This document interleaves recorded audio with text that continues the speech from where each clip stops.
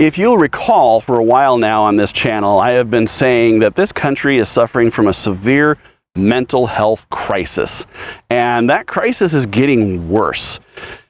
I think back to when I was a kid, and I think back to places like this, the playground.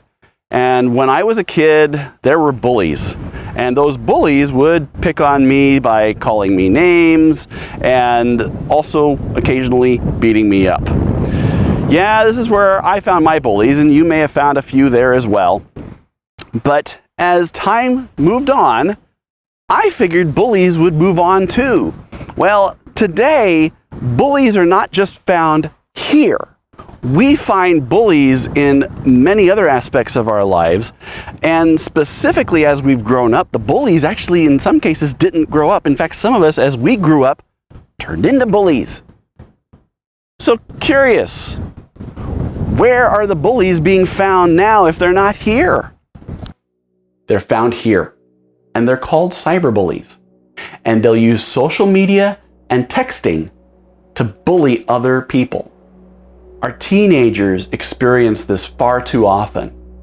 In fact, a study in 2018 found that teenagers who experience cyberbullying are 2.5 times more likely to cause self-harm. This is terrible. And a lot of the reason why this happens is because the bully feels like nobody can do anything to them. They can go out there and they can say whatever they want, and they will have no accountability for their thoughts, their words, their actions that they take on these platforms. It's sad. Our teenagers deserve better than this. Where do we start to solve this problem? I've done some thinking on this. And to be honest with you, it starts with us. It starts with the adults.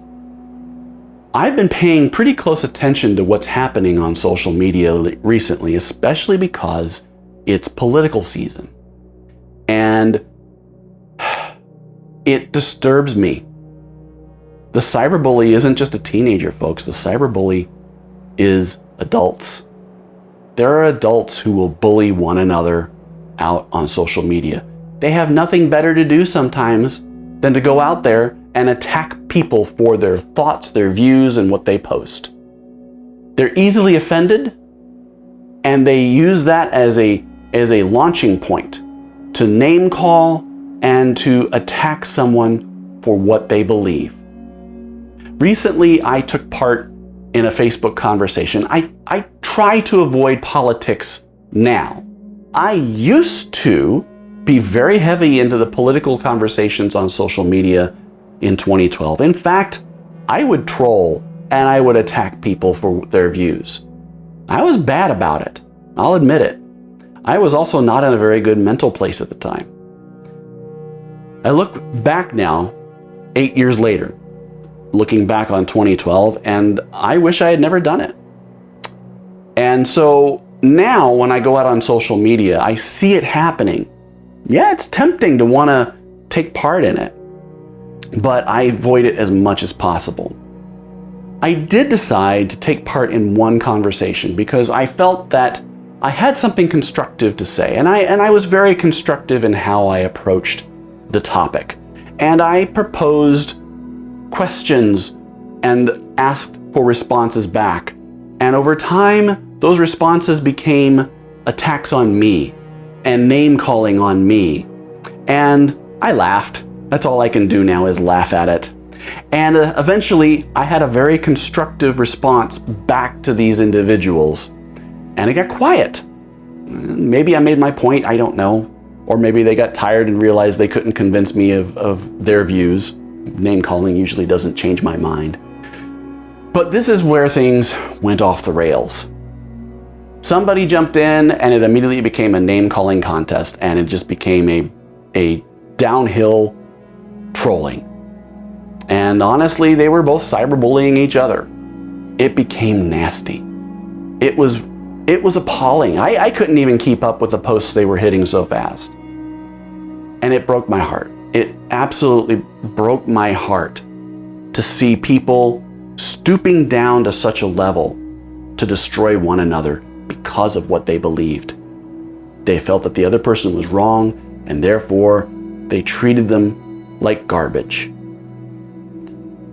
Folks, this is where it starts. Us as adults, when we go out there on social media, we set an example for our children. We are the people who set the example that they follow. They do what we do. And when we act like this on social media and they see it, they think it's okay. And it's not. It is not. I'm not going to say we're just as guilty for causing some of the cyberbullying as for teenagers, but it certainly isn't helping. I honestly think that we as adults need to step up and be a better example. We need to use social media for the right reasons. I use social media to share these videos and to share positive things. I'm a sci-fi junkie. I post a lot of sci-fi memes out there, and I'll post other memes as well. I post pictures of my kids. I post stories that I think affect me, but I do everything I can to be positive. I do not put negative out on my Facebook page anymore. I used to years ago. I can't do that because I want to be happy. I want to share happy thoughts with people, and I want to be an example to my kids. I want them to see that their dad is a good example out on social media. Folks, it starts with us. I also encourage you, check your teenagers' phones and their social media accounts. Don't let them run rampant.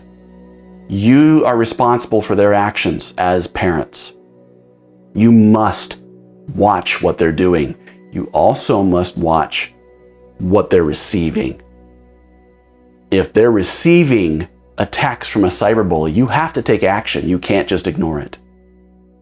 Your children deserve you as their defense.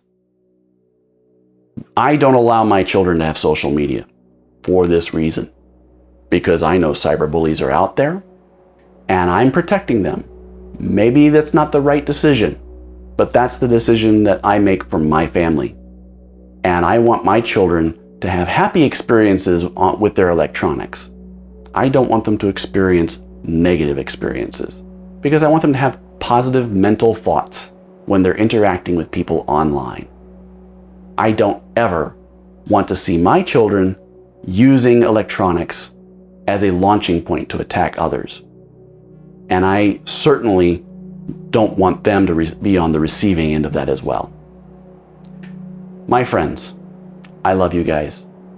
I thank you so much for watching me on social media.